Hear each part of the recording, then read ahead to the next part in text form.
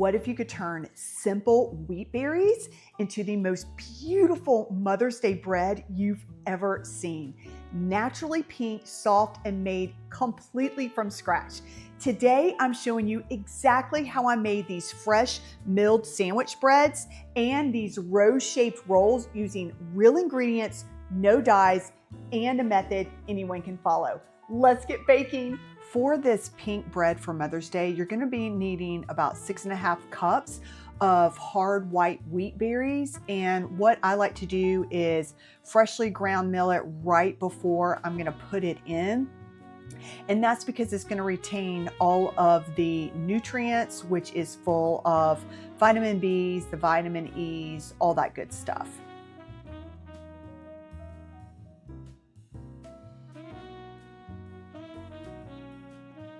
Next thing I'm going to do is add 2 cups of warm water. What I like to do is take my filtered water. You want to make sure it's filtered so that because the chlorine, if it's not filtered, it'll kill the yeast. And I also am adding here 2 eggs, but back to the water, I just put it in the microwave for about 30 seconds. And then I add 1 tablespoon of heaping active dry yeast, or you could do like a tablespoon and 1/8, and you can't skip this step because we are mixing this part and we're doing what's called a fermentolise, and we're going to let it sit here for about 20 minutes. And while that's sitting, what I'm doing is I'm preparing my dragon fruit powder.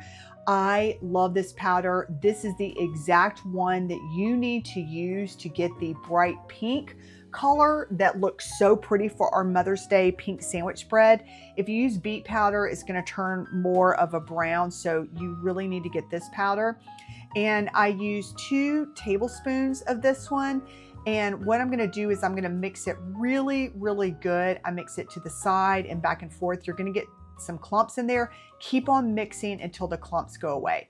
All right, now since my autolyse is finished, almost, I am going to go ahead and prepare for my honey and my oil. I use 1/3 cup of each.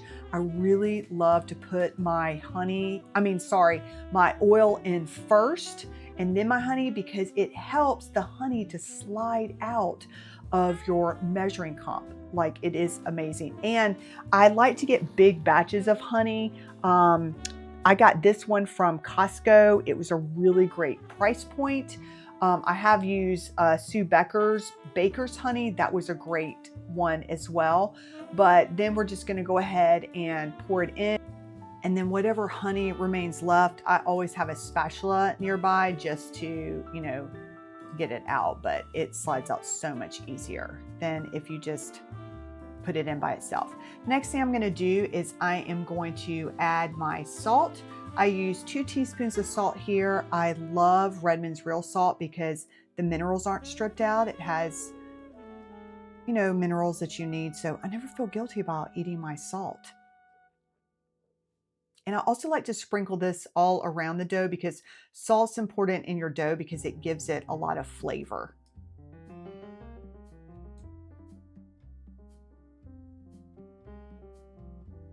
Okay, now I am going to go ahead and pour in the dragon fruit. This gives our bread that pink color so that it's going to be a beautiful pink Mother's Day bread. You can see how rich it is. I love this color so much. And then we're going to give it a mix so it can spread evenly throughout the dough. And I mix mine on speed 2.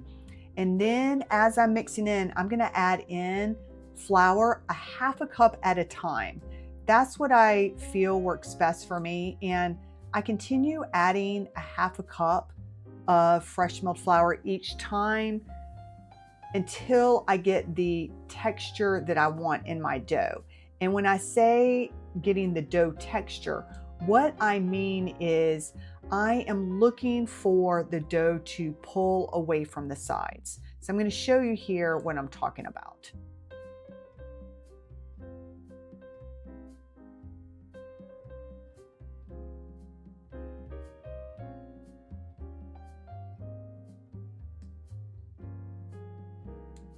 See, it's still not pulling away from the sides, so it needs more dough. And then I always wait like, for it to spin around a couple of times before I add more dough. And then periodically I'll stop the mixer and I'll scrape down the sides to make sure that it's all getting mixed in. But I end up using about 6 to 6.5 cups. So, it really depends on how your dough is looking. And you can tell it's looking better here. It's still going to need some more dough, but I did want to mention, if you have any leftover dragon fruit powder, just pour it in a glass with water. It's actually really good.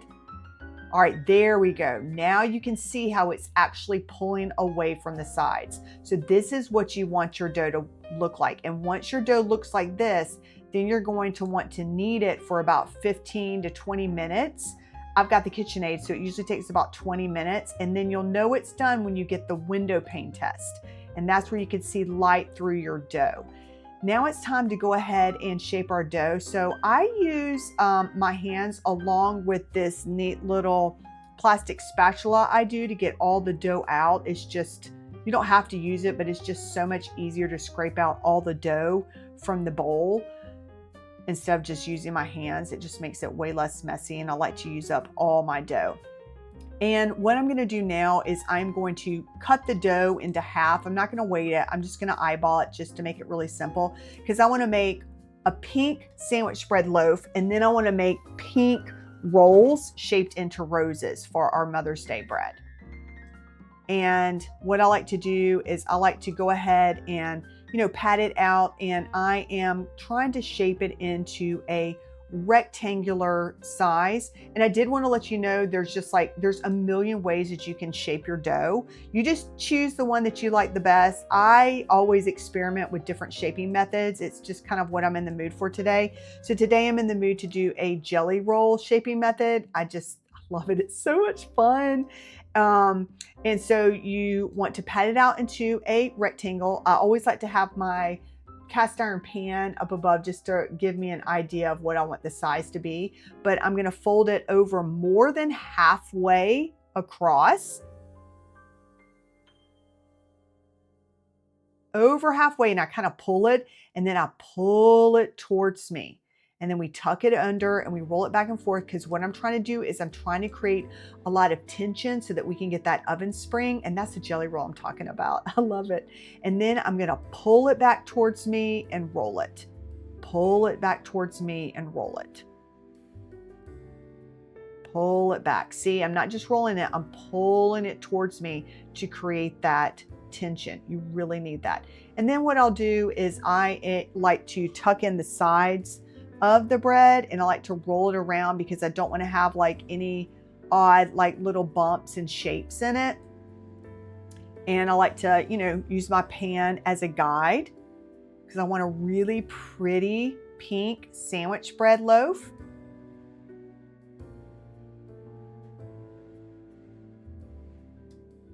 And I also kind of like throw it down a little bit to get rid of any air bubbles that may be in there. But I'm gentle because it's got the bran and the germ and the endosperm all in there. It can be kind of sharp. But then this is called threading the dough. This is, again, just another way to create more tension. So I just like to thread it, then pinch it together, and then do another threading. I really want to make sure that I have good tension in my bread dough. And then I like to roll it out, tuck in the seams, make it look all beautiful. So soft, it feels so good in my hands.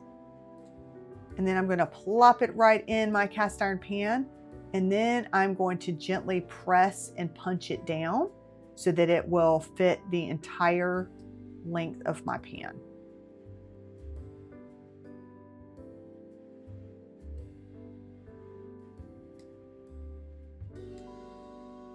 I like to fill in all the corners. I love this pink color. It is so beautiful. It's just really special. I like doing creative things. And this pink bread was just something that I really have been looking forward to doing. Now we're going to go ahead and cover it. That way it keeps the dough from drying out. And I'm going to set this in a warm spot for about 45 minutes. We want it to rise an inch above the pan. And while that is resting, I'm gonna go ahead and create my paint using my dragon fruit powder again to color the top of the rose rolls. And you're gonna see those in a minute. Now, in theory, you could also color the top of your bread. So if you just wanna make 2 loaves of pink sandwich bread, you totally could, and then you could color it before you, let it rise, or after you let it rise. Just make sure you do it before you bake. So if you want that really pink part on top, you can do that. But now I'm going to make the roses, and what I find is easiest to do is I just divide it into little sections and roll it out flat, kind of like you would like a biscuit, right? And what you're going to want to do is you're going to want to have some kind of circle cutting shape cutters. I have I found some silver stainless steel, that's what I'm trying to say, popsicle sticks to make homemade popsicles out of. So I just use that. You just use what you have, and you want to make a bunch of little circles. And then I was like, this is so fun. I wanted my daughter to help me do this. So she's using our dough cutter. And so you take the circles and you cut them just in half to make these like little semicircles in here. This is such a great activity to do with your children or your grandchildren, or just a friend or an aunt or your mom, just anybody. It's such a great activity to do together. And you're just going to line them up. And we found that it worked really well if you pinched them together, just press them down together. And this is how we are going to make the roses. So you line them all up in a straight line, and what you're going to see in a minute is my daughter is now rolling them, and it creates a rose shape. It is so pretty. Isn't that pretty? And then I line a pan with parchment paper, and I set all the roses on there.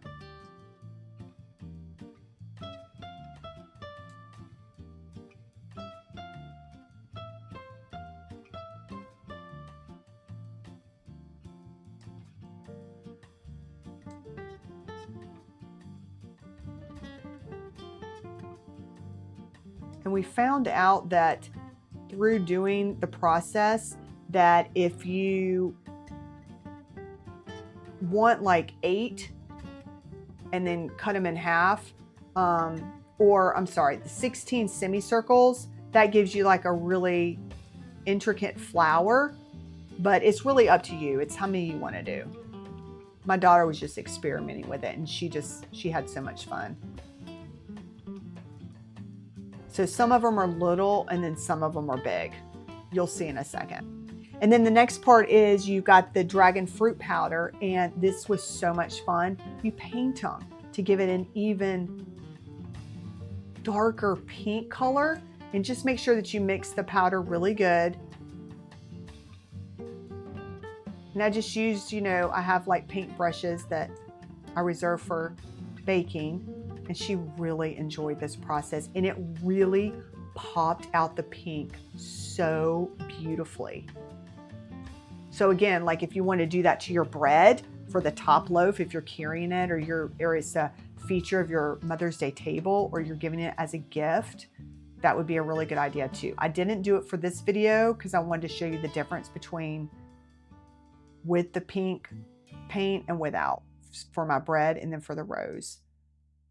But I mean, isn't that gorgeous? And this made a lot of, see, that one had more petals. This made a pretty good amount of rose rolls. And with the loaf bread, I mean, it was a good amount. So I was really excited about that. See, that's the one see how many petals there are? So you can make it as intricate or as simple as you want. It's up to you.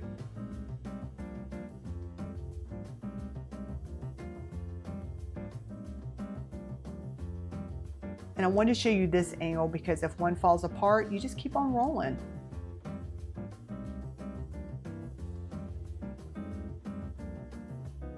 She really liked making the ones that were really big.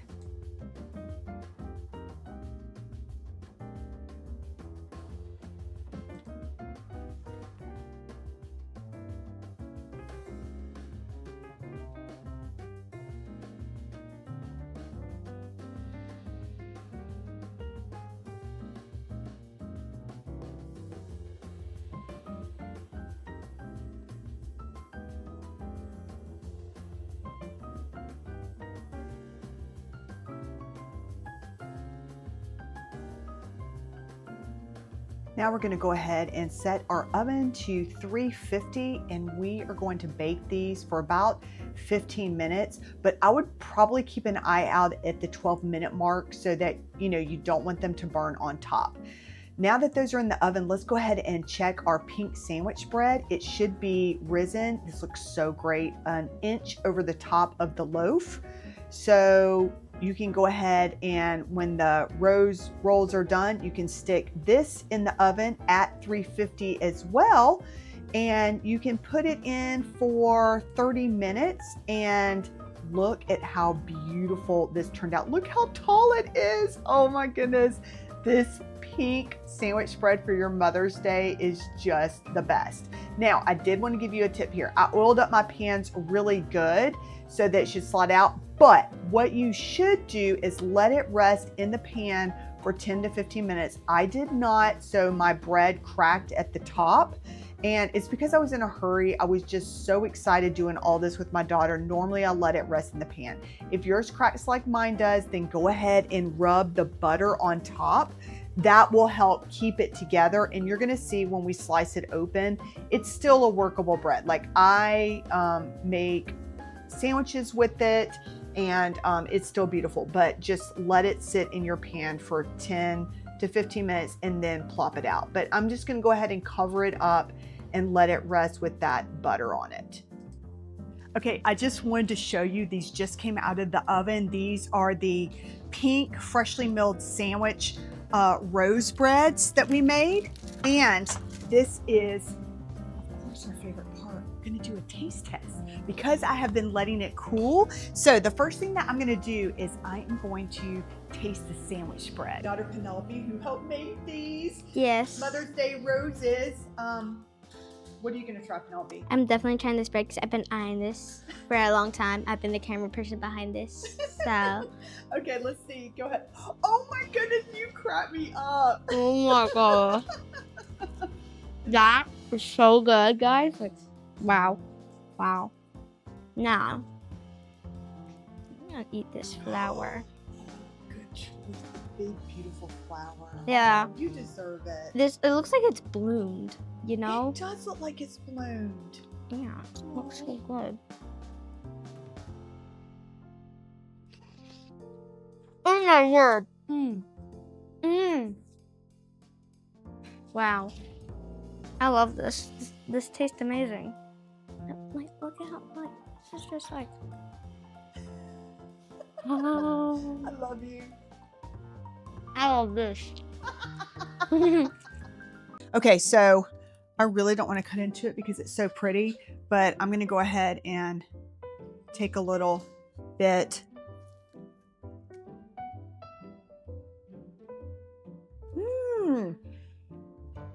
You know what? It's so good. It's just like all the other sandwich loaves that I've made that are fresh milled, the honey wheat sandwich bread loaves with the dragon fruit powder. It's literally just color. It doesn't give you any of the flavor. But I will say this. I'm going to get, you know what? I was like, not going to get the big pretty one, but I deserve the big pretty one because I worked hard on these. I'm going to obviously give these away, but look at this one. Now this is for the pink Mother's Day sandwich bread that looks like a rose. I'm so excited.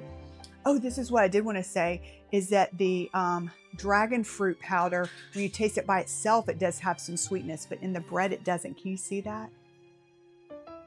Okay. I'm going to eat a petal. I'm going to eat a pink rose petal.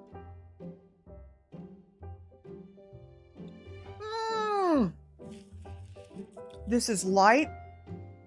It's fluffy. It's got that sweetness from the honey. This is going to be the most beautiful Mother's Day bread that you can make. I am so excited for you to find, oh my goodness, I can't even speak because I'm so excited about this rose bread. I am so excited for you to try this recipe and maybe do it with your daughter or somebody else that you love, just like I did. I hope you have a wonderful Mother's Day, and thank you for watching Fresh Flower Living. I'll see you in the next one.